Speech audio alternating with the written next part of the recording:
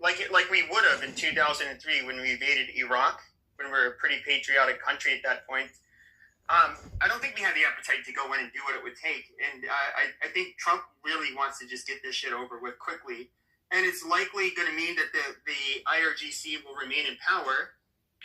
And what this would do more than anything, and it's a logical lesson for them, is that we need to get a nuke as soon as possible by any means necessary. And if we had a nuke, this would not have happened in the first place. And that is kind of, in a way, sets everything back even worse.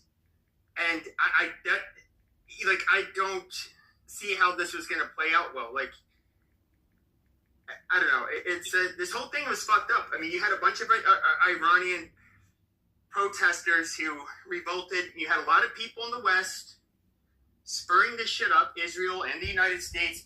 Pahlavi, they did their thing. They lives likely were in vain. And we bombed the shit out of them only for them to remain in power. And I cannot see any scenario where we end up putting large enough of a ground force in where we can actually take them out of power. You're going to have some Kurds that will come in that maybe to help support the U.S. Like, they're not going to take on 90 million people. You don't necessarily have to take them out of power. That's just one option amongst. You think that while they're in power, that after this, you would have to be an insane person. No.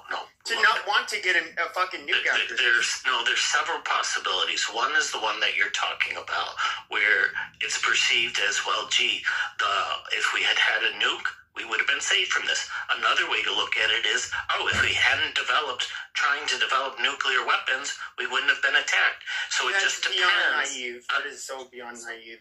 Okay, who's gonna make it for That's not You killed their beloved leaders, and now their blood. People want to survive, and people do what they think is in the best interest of themselves and their country.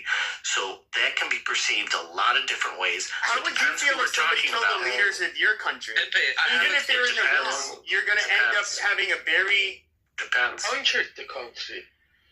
Fuck off! No, I'm talking about the leaders of the IRGC. In other words, the people that come into power after them. It depends on the extent people blame their leaders for what happened or not, and some Their people, they don't give a shit about their people. No, a lot of the people